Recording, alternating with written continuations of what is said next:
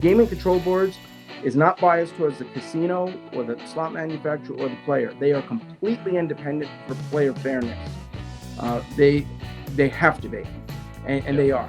But once it's set, they're not going to keep changing it because, first of all, it's a lot of work. They usually will have to submit a request to the gaming control saying, hey, we want to do a change, and it's just not worth it for them. The casino ultimately, in the long run, will make money. Is there a way to play a game and say, I think I've found the one that is set higher?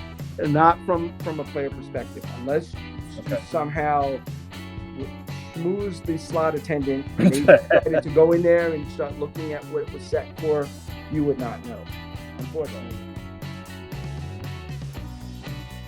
All right, welcome back to the Game with Smart channel. My name is Mark. I hope you guys are having a wonderful day. I've got a special treat. We met Daniel here a couple of months ago, and we thought it would be great to have him on because he used to work as a QA engineer for slot machines at a major manufacturer, and he's got a lot of stuff to tell us today. So first off, Daniel, how are you doing? I am doing great, and I appreciate, Mark, you having me on. Absolutely. No, it was great to run into you. We had a great dinner together and got to know each other a little bit, and we talked. We got pretty geeky. We even got the notepad out and started drawing some math and stuff like that, and that was cool. I love that. As and then you played. And then you played after dinner in the casino and won, and unfortunately, I lost. Yeah. It didn't last long. I went to another casino and lost what I won there. So you know how it goes, right? I know how it goes.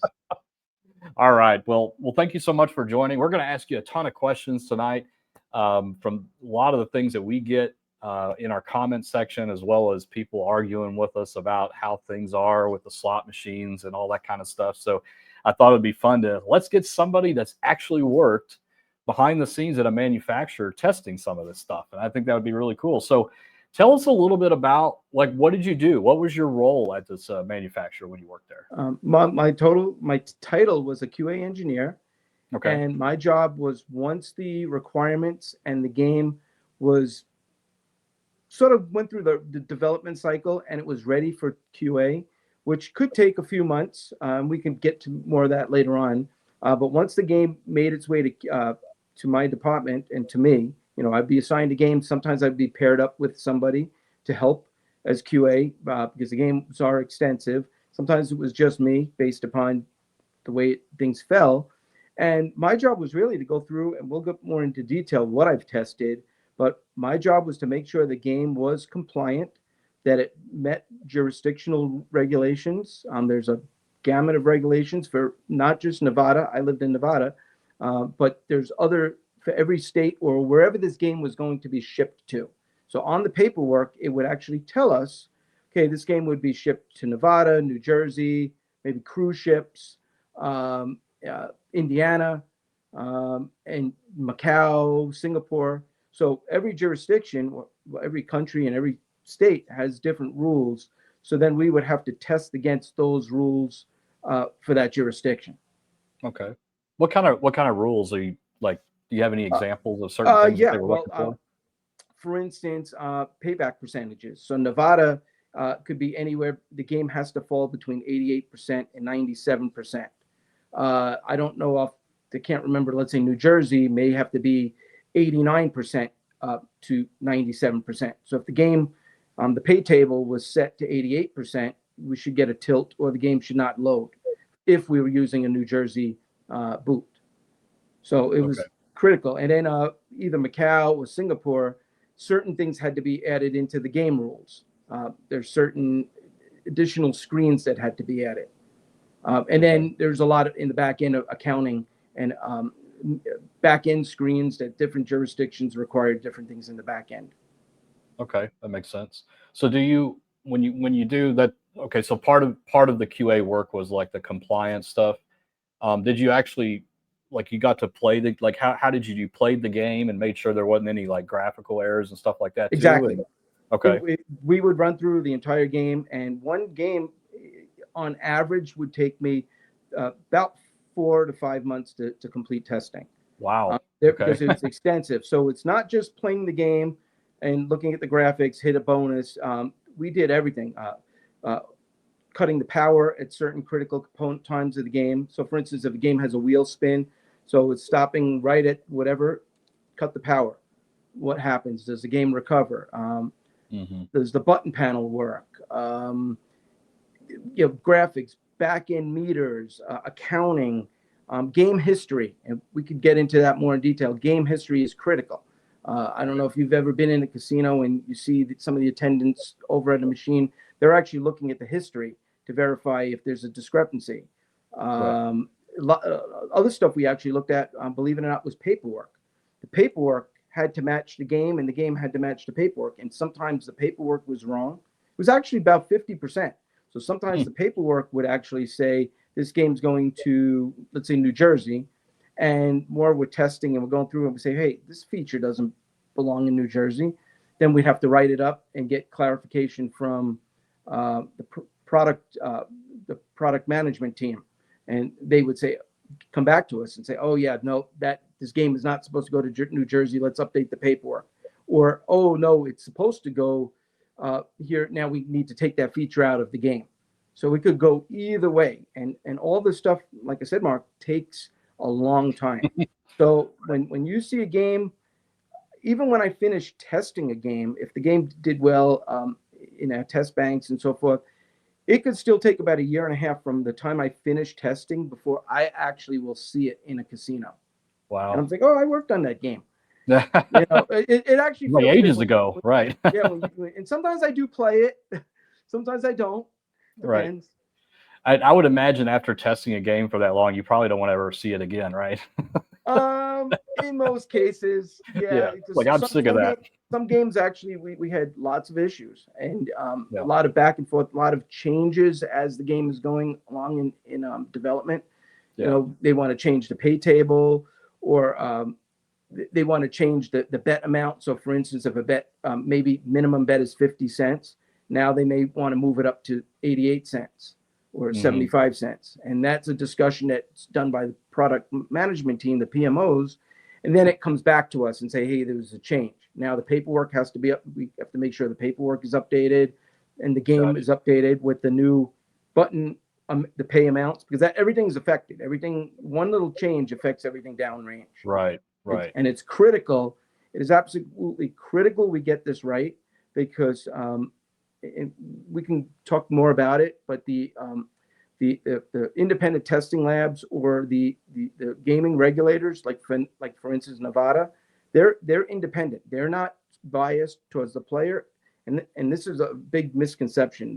The gaming control boards is not biased towards the casino or the slot manufacturer or the player. They are completely independent for player fairness.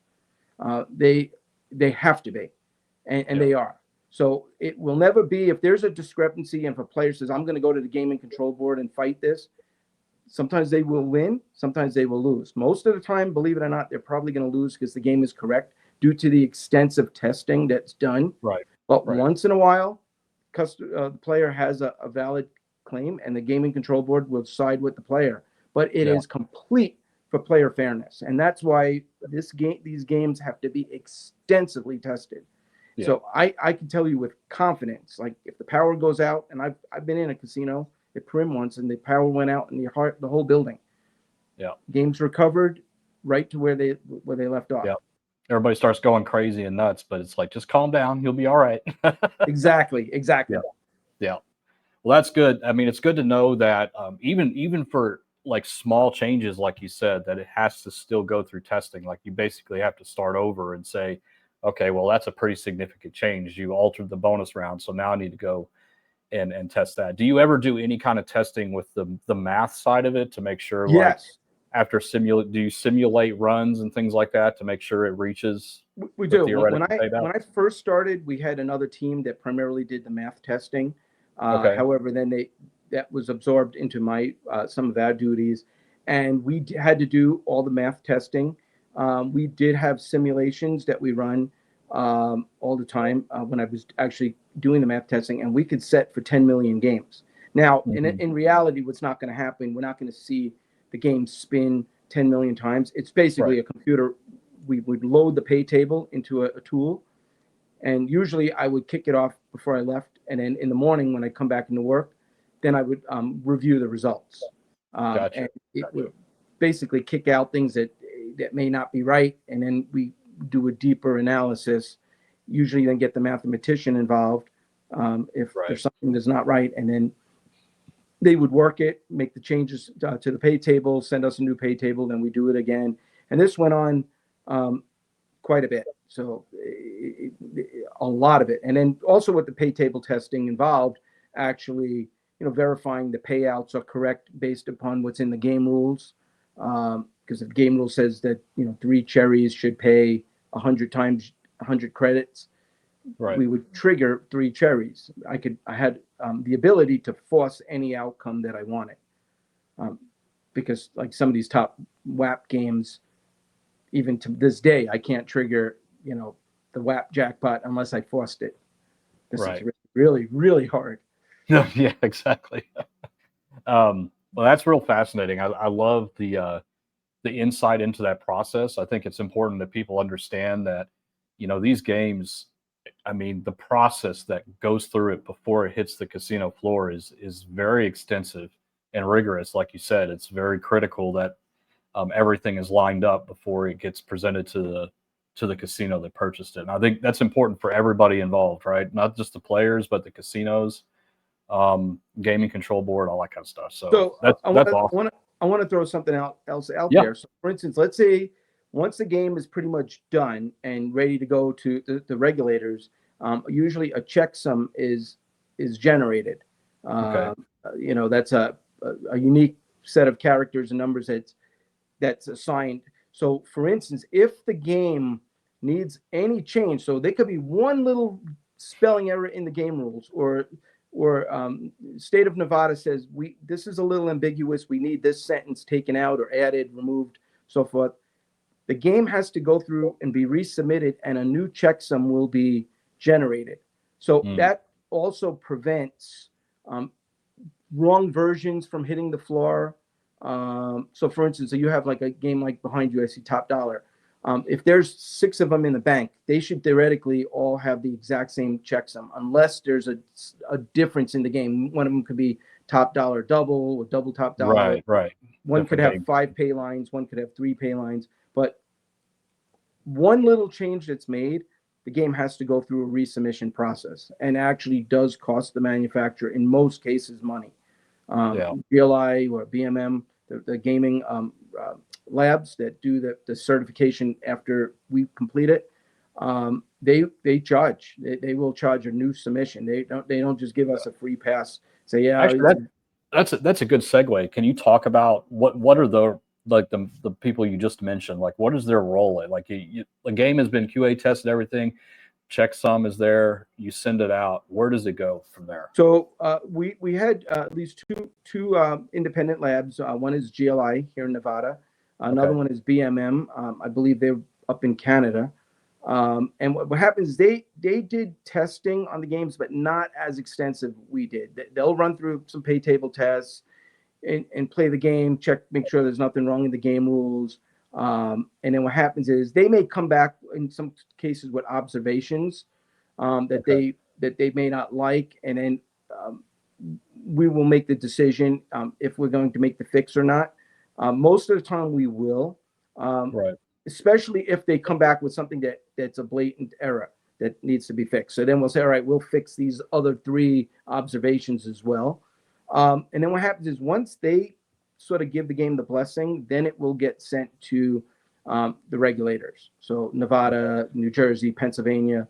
And what happens is they generally, to be honest with you, for the most part, will rubber stamp it with the approval, because they're going by what GLI or BMM has said, especially because they're sort of an independent lab. Like I said, that's what I was going to ask you. Everything it really comes down to is player fairness and casino fairness, and manufacturers. So that they need, if there's any bias, for instance, if word got out that the games in Nevada are fixed, no one will come to Las Vegas. The strip will shut down tomorrow. Seriously, that it really comes down to that analogy. I know we sort of joke about it, but it's that serious. It is a big deal that these games have to be correct. Right. That makes sense. And I'm glad it's all in place there. So let's say it's made it to the casino floor. What kind of control do casinos have with the machine? Are they able to say, we wanted to pay more on this day and not on this day, or say, we haven't paid a lot this month, we need to start paying more out. Like what do casino, what can they do and what can't they do? And this is a big misconception. Once the game is sort of ordered, the casino can decide at that point what pay table they want enabled. Now, some games, like certain WAP games, only has one pay table. Right. And it's usually about 88% or 89%, something very, very low. But if it's a normal game, and again, I'm just going to throw it out there. Let's say it's a Lobster Mania game. I'm just making this up. They could say, all right, we want it basically at 91%, right? And actually, I was at the Palms a few weeks ago, and I saw them installing some games, and I saw the paperwork. I zoomed in on my phone to get it. I've done that same thing. Yeah, and it was like 90.1%.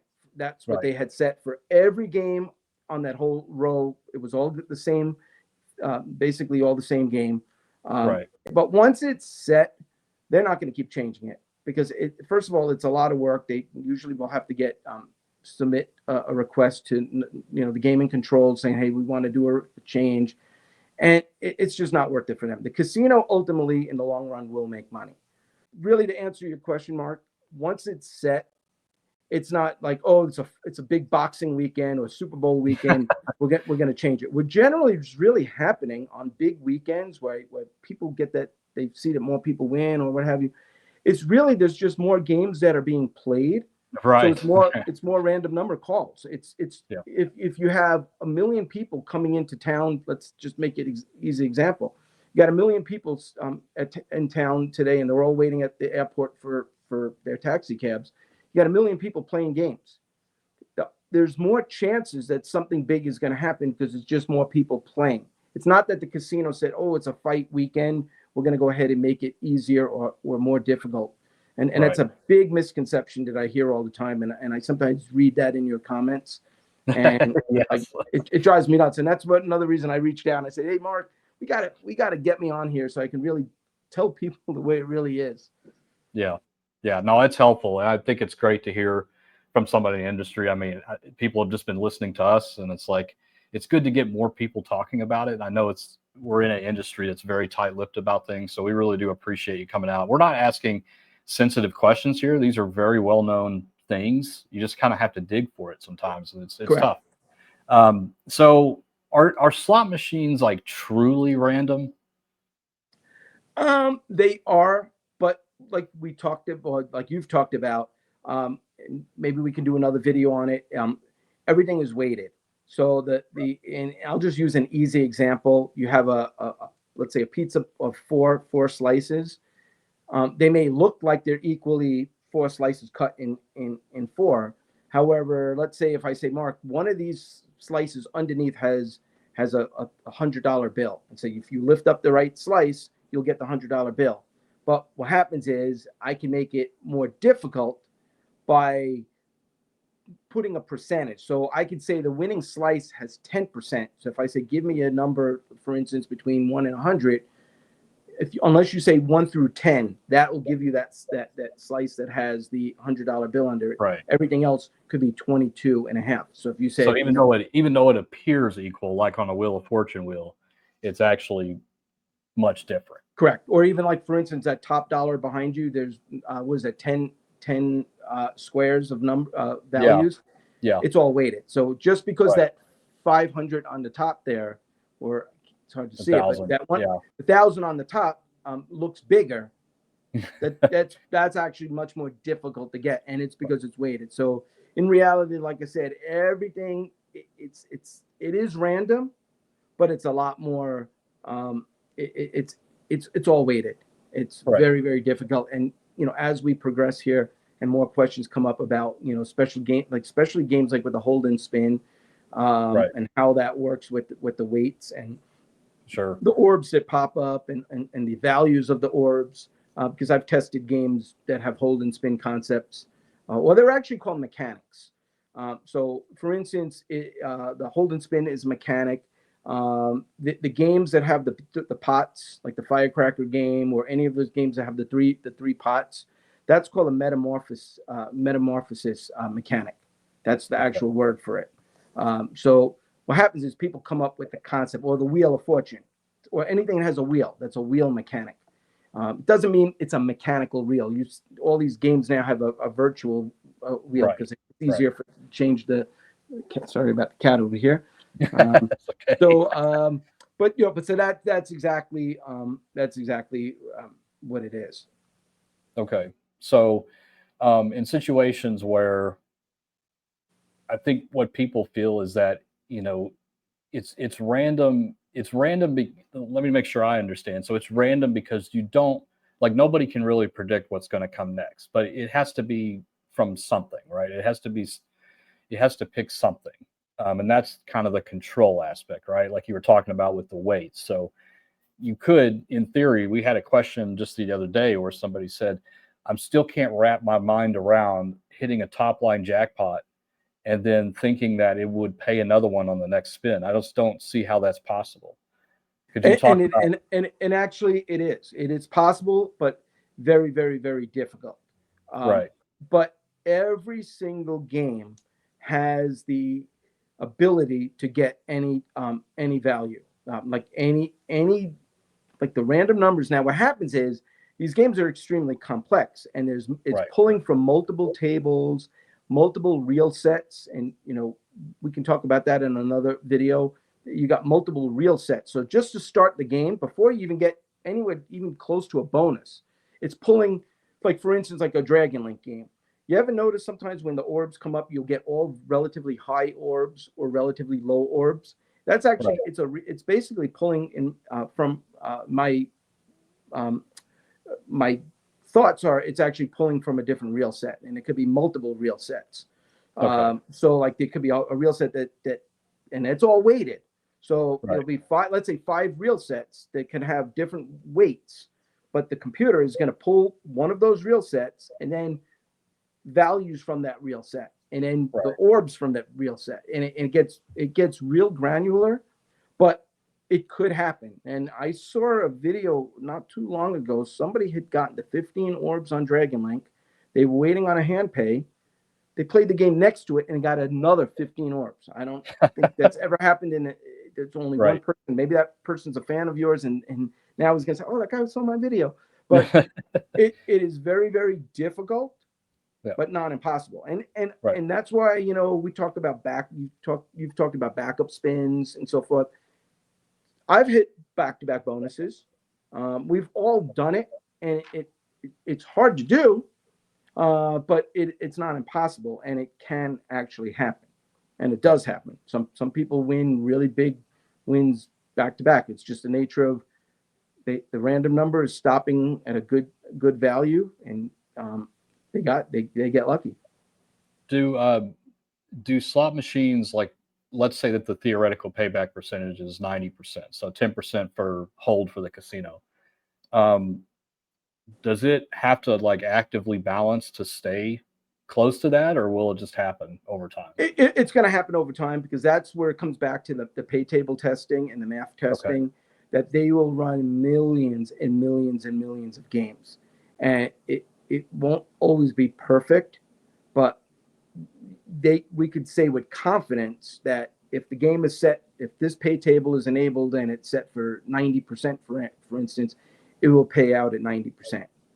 Right. Because they're going to simulate 10, 20 million games, which probably in any game that's really on the floor is most likely not going to be played 20 million times before they decide to change it, take it out, or so forth. But again, it really comes down to extensive testing, and the mathematicians are very, very smart people. They have this down. They over really my do. head. They have it down. And to be honest with you, a lot of times what they do, it's a little tricky, and if some players are smart, they could realize that some games have the exact same pay table as other games. Right. So there's some Dragon Link games. For instance, you have Autumn Moon, and then you have Golden Century. The one opens the doors, the other, the Autumn Moon woman opens up something. The game is basically the same. Same thing with Happy and Prosperous and Panda Magic. Exact same game.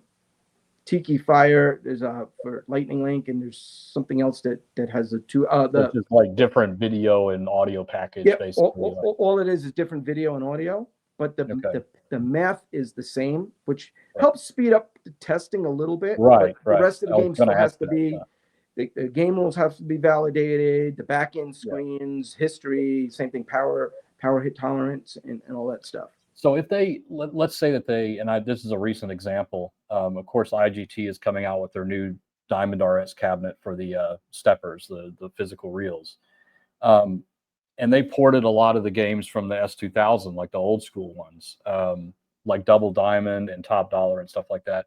So if the game theme is the same, they wouldn't have to go through all that testing. I mean, maybe the cabinet itself, but as for the game testing, do they have to go through that same extensive, even though it's the math is the same and everything? If they can somehow import in the same math pay table, then they can get away with at least the Right. math being if the math is signed off on, it's already in the field, and Right. game that's already out. But for the most part, because when I've worked on some games that were ports from old operating systems and so forth, and the games had to be retested end to end. Right. Yeah, Right. we will not cut corners, because again, it will cost a lot of money if the game is rejected or if the game comes back from the regulators, and especially if the game comes back from an issue from the field.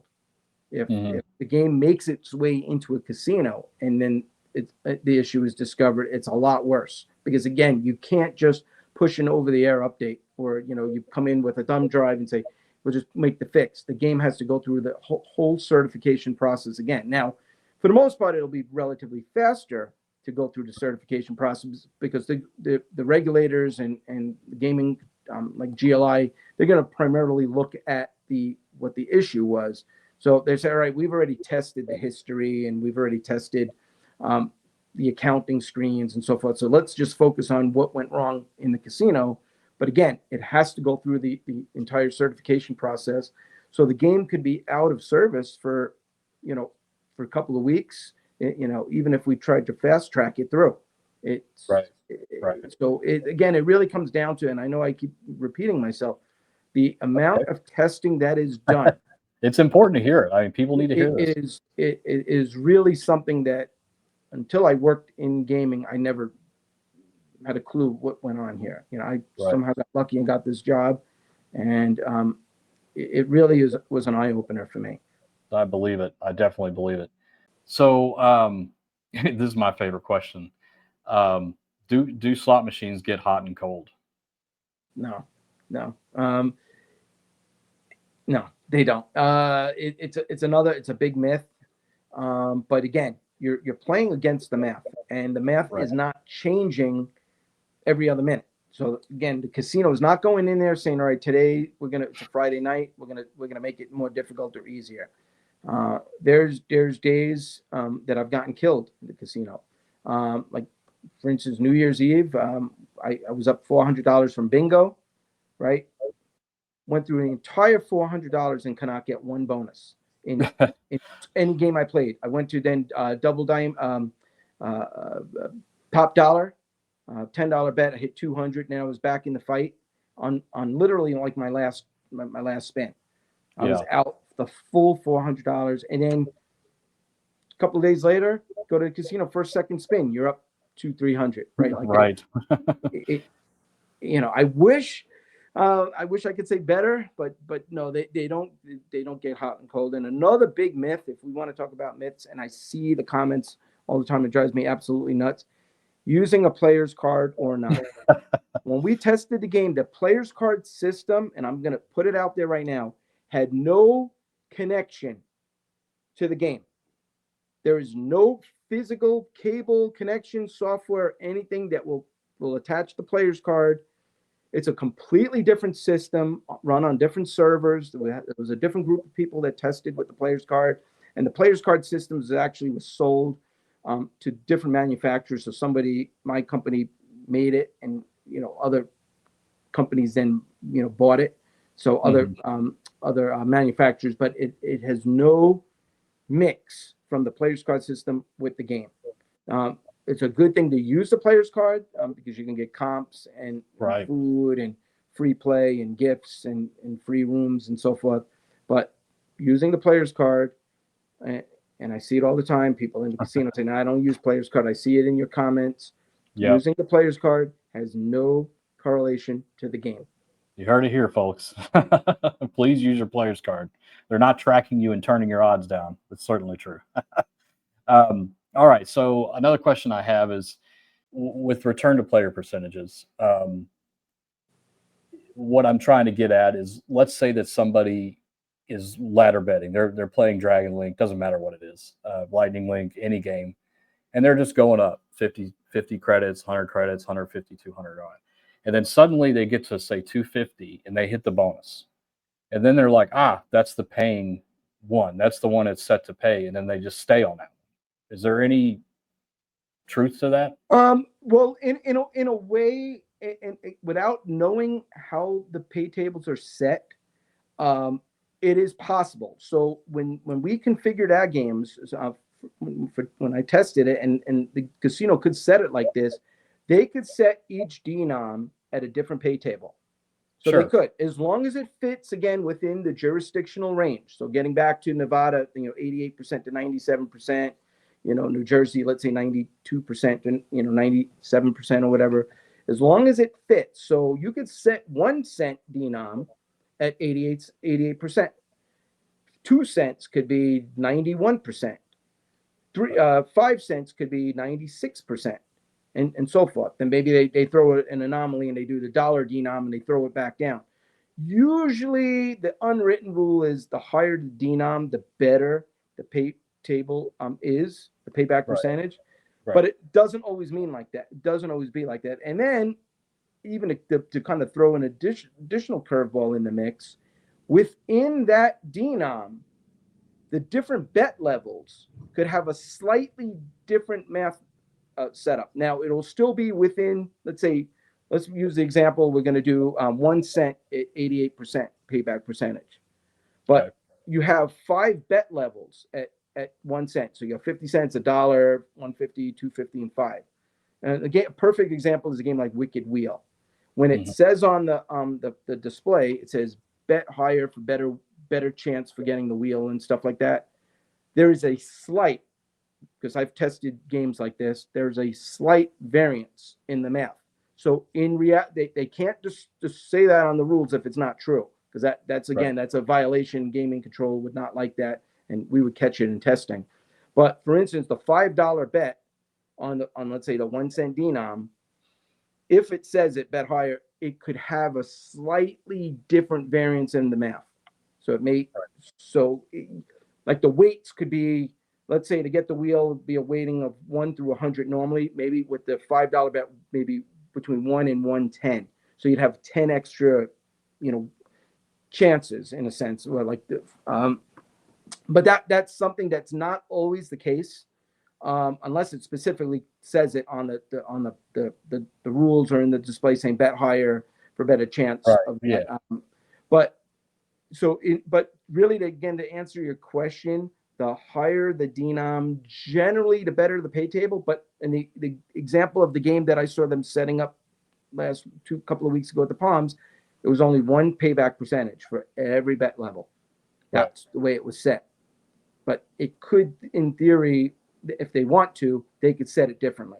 But is there a way to test that? Is there a way to play a game and say, I think I found the one that is set higher? Not from a player perspective, unless you somehow schmooze the slot attendant and they decided to go in there and start looking at what it was set for. You would not know, unfortunately. And that's something that I wish, I can get my hands on also, some of that information, because that's good knowledge. Say, this game is set to pay at a better payback percentage if you're betting a nickel. Then I'd obviously play the nickel. But in reality, Mark, the differences is so minuscule. The only time you're really going to notice this, again, is if you're playing 10 million games. So for the average player like you, me, even some of these like Vegas Matt that plays a lot, right?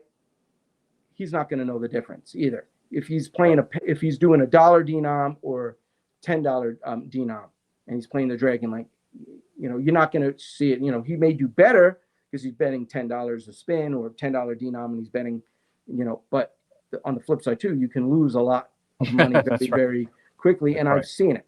I was somewhere yesterday and the person was betting $25 a spin and they were getting destroyed.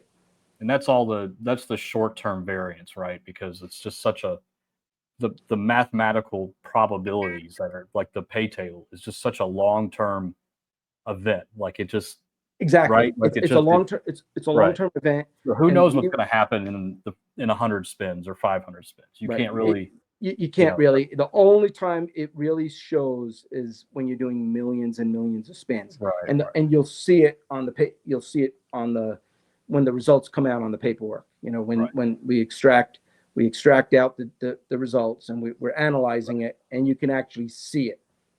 I do like what you said, and that's why we're trying on this channel, and you said it perfectly, was shift your mind away from RTP and focus more on the volatility. Like, how is that game designed to pay out over time with hits and things like that? I think that's really what you got to look for.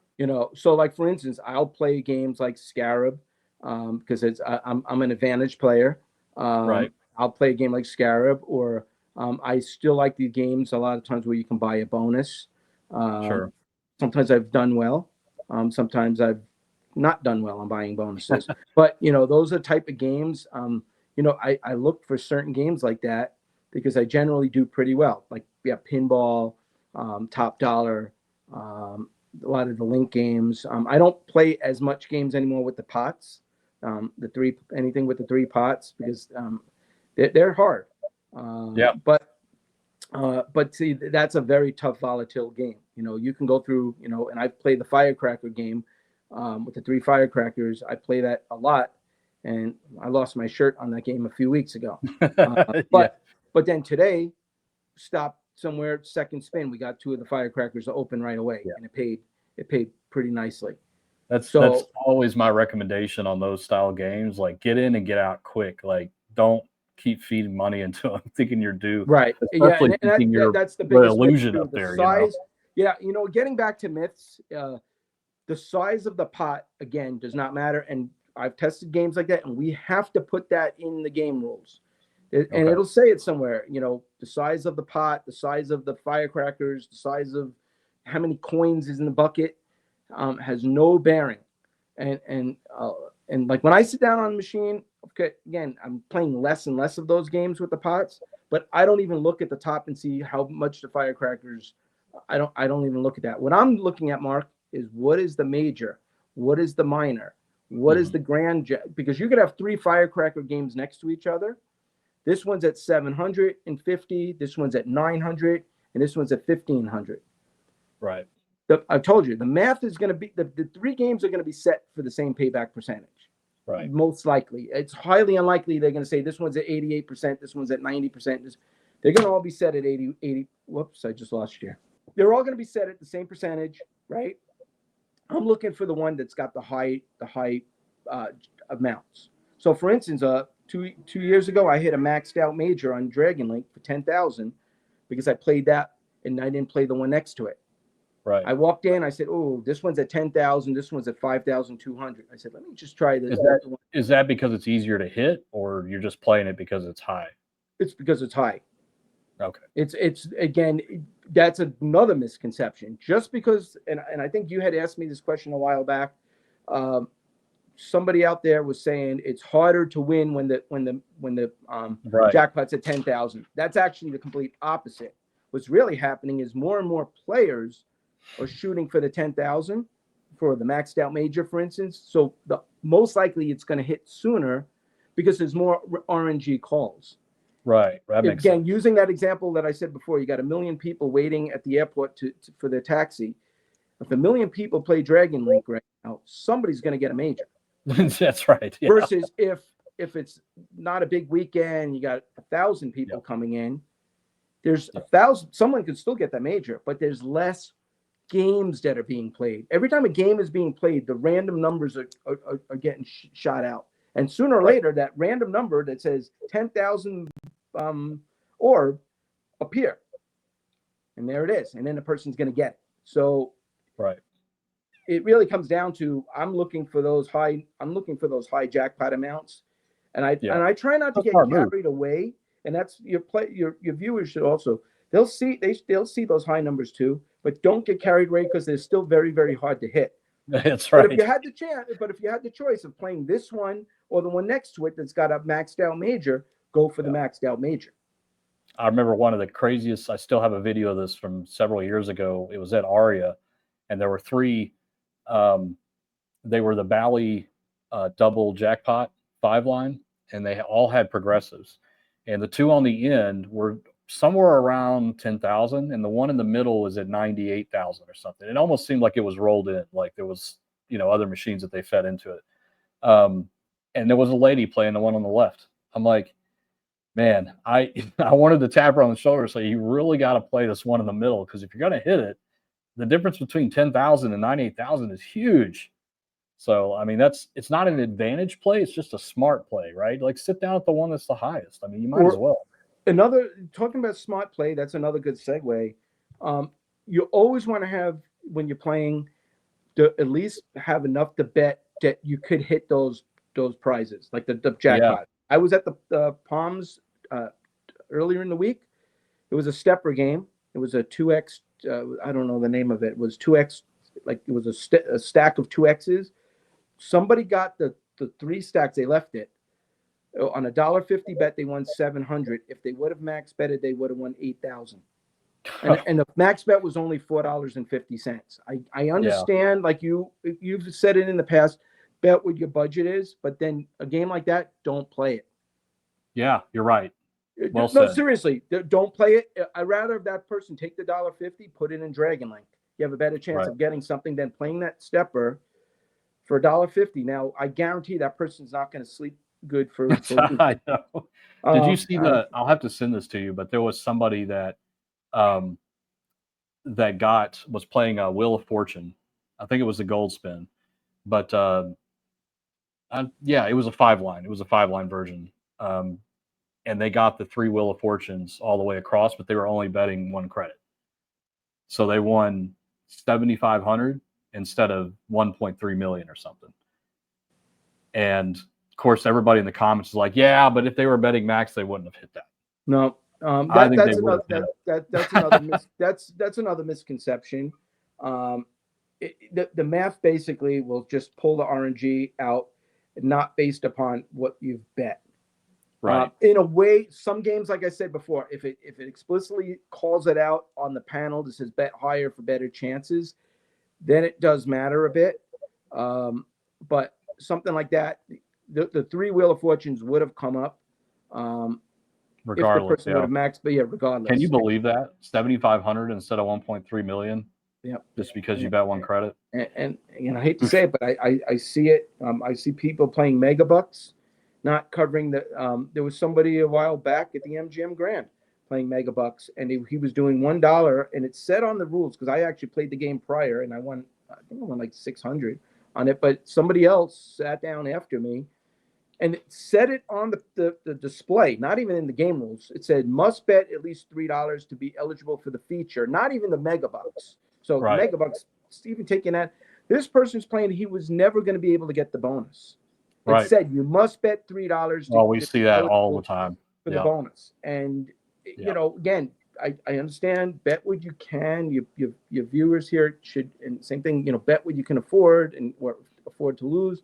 But a game like that, it'd be better off not playing it. Yeah, but I mean, aren't you like killing your potential return, because the game is designed for that max bet? So it's like we see people all the time playing top dollar and betting 1 credit, and it's already like the base game is not the same as the counterpart. Like the double diamond math on just a double diamond machine is not the same as the double diamond base game on top dollar. It's different.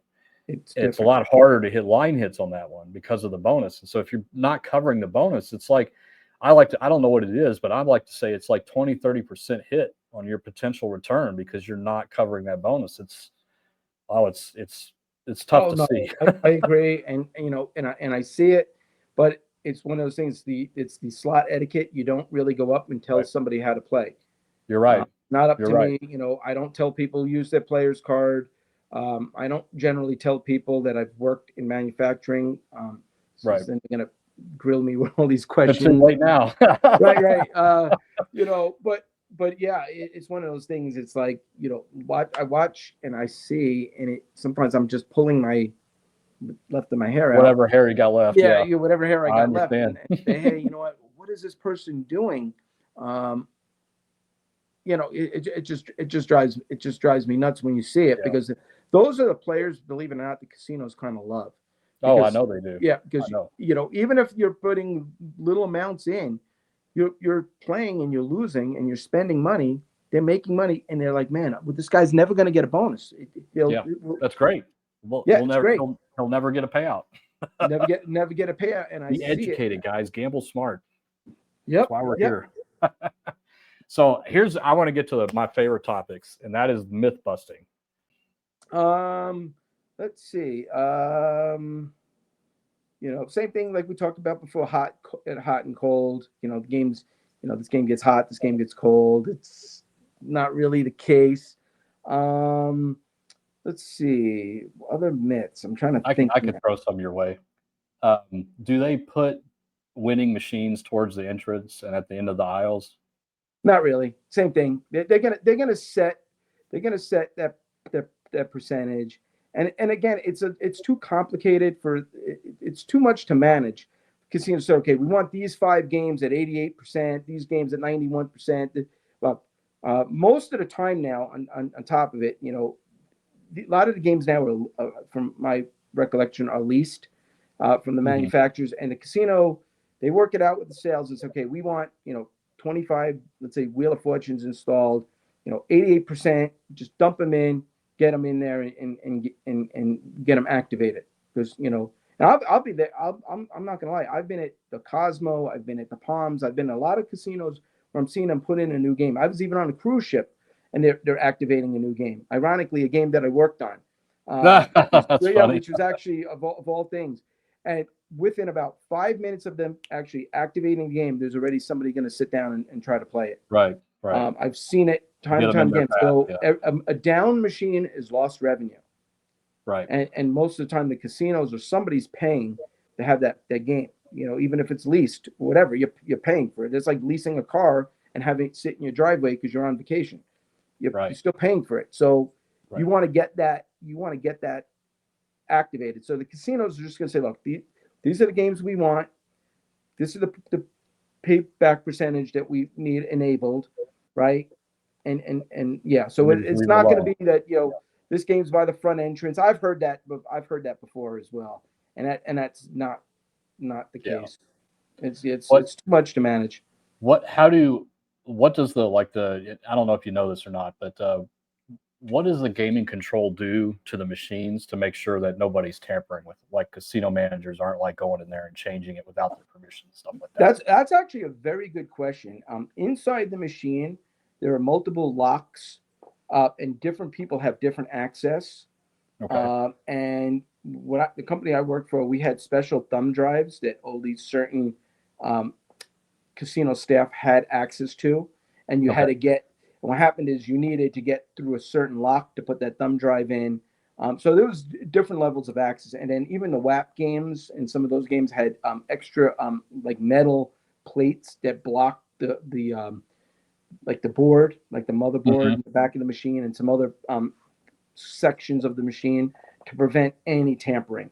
And also, usually, anytime the machines are open, doors are open, and so forth, it does send it records it. It records it. And I'm not sure if you realize too, whenever a slot attendant comes over, even if you press the change button and you just say, hey, something was dropped on the floor, they come over, they slide their card in your machine to kind of show that they're resetting that light. Audit trail. Yeah.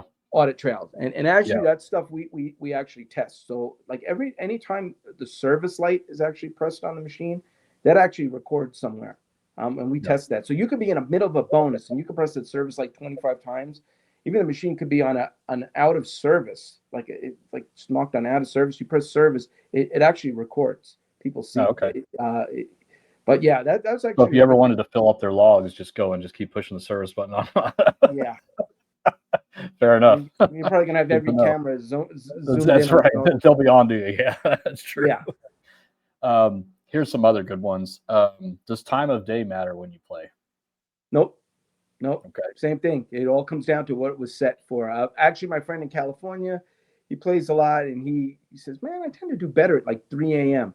It's again, Just coincidence. Yeah. it's a big myth. You know, we've all been there. Like I said, New Year's Eve, I lost my shirt at the Circa. I lost my shirt, and then over the last couple of days, I've done well, and it's basically going to the casino at the same time after work. Playing the same games. Yeah, exactly. Same games. Yeah. Same games. Yeah. So is there so everybody really wants an edge, right? And advantage play aside, that's a big topic, and maybe we'll do a video on that. Okay.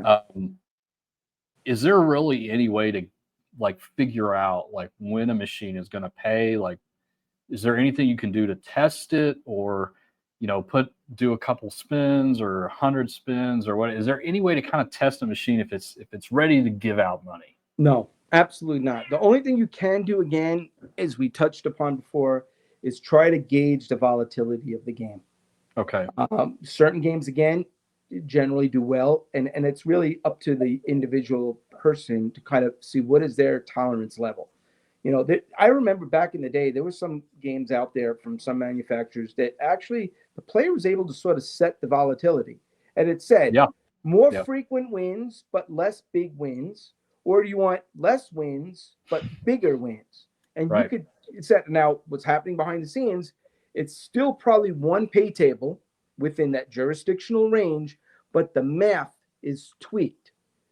And actually, that's another good, that's like, you ever see like the game like Dancing Drums? I think Dancing Drums Explosion, where you could do you get the bonus and you got 5 things to pick from, or you got 15 games time at this reels at like 3x5, then you got 10 games and then you got like 3 games, right? Then it's like 3 games with the highest thing. In reality, it all basically balances out. So whatever you select, that's another one. If they run 10 million simulations and say, what is the pay for each selection, they're basically going to balance out. Yeah, but it's not predetermined though. It's not like you really are in control of like your volatility there. Like you control your volatility. Yeah, whatever you select. Even when you select the mystery one, and it bounces, and everyone's always trying to get the 15 games with the highest thing, right? But that's what's really happening again. That's another random number generating call. There was 2 of them. The first random generator is how many games will you get? Like 3, 5, and that's weighted. So obviously the 15 games is weighted with a lower range than like the middle one or the lower one, because it always seems like we get that. But that's really what's happening, Mark. Yeah, is the math. That's the math. And then the second random number is, what is the size of the reels? Like the reels, and then of course the one that's the highest one, right, is the one that the weight is going to be less. Right. And it's not something like that is not going to be impossible. Like if I had to guess what the weights are in that, it's probably range between something that within 20 numbers. That's not going to be a weight of hundreds and millions of numbers. That's going to be relatively, because if you watch enough people play, sooner or later somebody gets a good best one. of both of them. Yeah, the best number spins in the lines. Yeah. So that was another pretty good question. Good question. Okay. What about so another question that people ask a lot is on games where, let's say that you trigger the free games, right? Every single spin, is that a separate, like how can it be different? Like, let's say you're just playing a normal game, okay, and then you get the free spins. There are some things that change whenever you do go into the free spins. Like it could be a different pay table. And then also, is it still random, or is there any predetermination going on there with free games? I will correct you. A couple of things here. And I actually saw a question yesterday. Somebody was asking about Buffalo Revolution. So I'll answer that, and I'll explain. Okay, great. Pay table remains the same. So even within the bonus. So again, if that 88%, let's just use the 88% was set for, let's say, a game like Wheel of Fortune, which is usually going to have like Wheel of Fortune that has free games. Oh yeah. No, you just Uh, you misunderstood what I was trying to say. Sorry. I used pay table. I should have said something else. I meant like the reels. The virtual reels are different. The virtual, okay, Right. well, yeah, the virtual Yeah. reels are different. So the free games has different, it's different Like weights, symbols. different, That's what it, right, yeah. different weights, different symbols, but it stays within that pay table, The pay right? percentage. And then Yeah, the payback. Yeah. each free game is independent of the last. So it's not one Okay. random number that encompasses all the free games. Okay. Each free game will have its own um, RNG calls. So if there's, let's say it's a 5 reel game, there'll be 5 RNG calls for each reel. You know, some special symbol may come up. You know, like a like the dancing drums, like Multiplier or something. yeah, Yeah, like exactly. or Yeah. like a multiplier Yeah. or something that would be a separate random number that falls within that. Okay. But you know, so now getting to that person's question about the dancing drums Buffalo Gold Buffalo Revolution. Revolution. Yeah. So in reality, this is what's happening to kind of make it real simple. You got 5 random numbers for the first five reels. You know, reel 1, reel 2, reel 3, reel 4. There'll be a separate random number generated that says, will the items convert to a buffalo? You know, sometimes they'll say there'll be a conversion, like the elk will turn into a buffalo, right? That will be a 6th random number.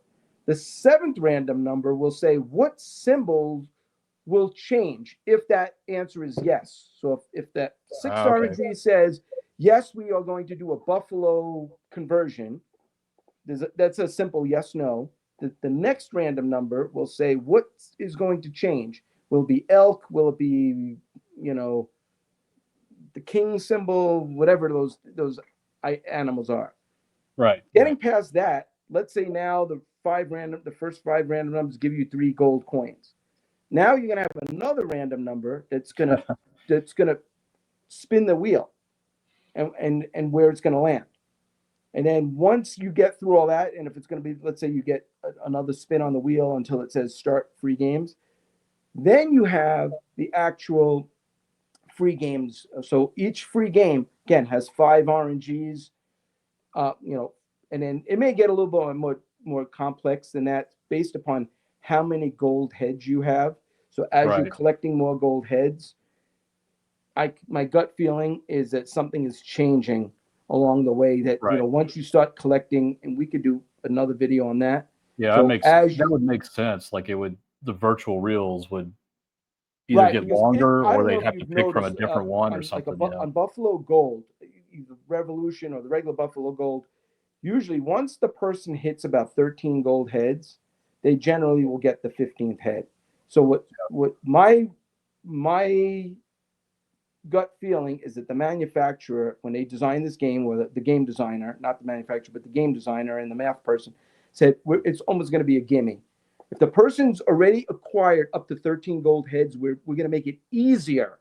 So we're going to Right. change the weights to give you up to that 15th gold head. So like, all right, you've Right. already got 13, we're going to give you the 15. But That's it's right. very, very difficult to get up to that 13th head. That makes sense. That makes sense. Listen, Daniel, it's been an absolute pleasure having you. I want to talk to you guys about this. Let's get some stuff going in the comments of what you would like Daniel to answer for you, and we'll have him on. We'll do another video. Maybe we'll do a live show where you guys can ask him questions. I really want to do a video on advantage play because that is not my territory, and I think there's a lot of people out there I want to know a little bit about that. So let's definitely invite you back to do that. Sure. Daniel, it's been a lot of fun. I was thrilled that you reached out to us and wanted to do this. So thank you so much for your time and insight and everything.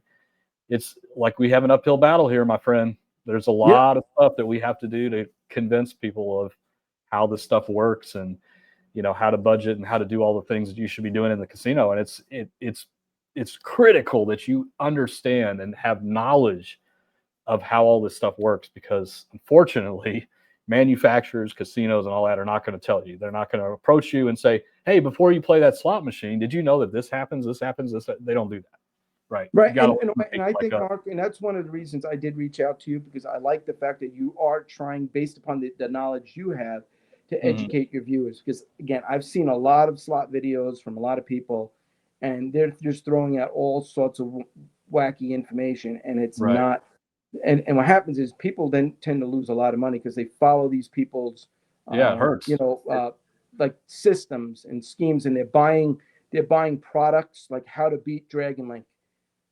I just basically explained in for free how to basically beat Dragon Link. You Right. really can't, except you just like play it and Just get lucky. but that's what I'm saying. So I really like the fact that you and Dave go out there and really try to educate people. Like I didn't know much about Class 2 games because I worked in Class 3, and I watched Dave's video a few weeks ago on Class 3 on Class 2, and it was very very I learned a lot. It's So a that's fascinating area. but that's what I'm saying is like I really like that you and Dave are really trying to educate your viewers and not just try to sell them fluff. We're not all about that's the Definitely reason not. that prompted me to reach out, and Thank you. I'd be honored to be back Of on course. the show and course. really answer these questions because I've seen the comments coming in. So yeah, put some comments. Yeah. And we'll go Let us through know, them, guys. and we'll Let's keep it busy in here. Well, Daniel, thank you so much for your time. As always, like we always say, gamble smart, gamble safe out there. And guys, we'll see you on the next video. Take care. All right.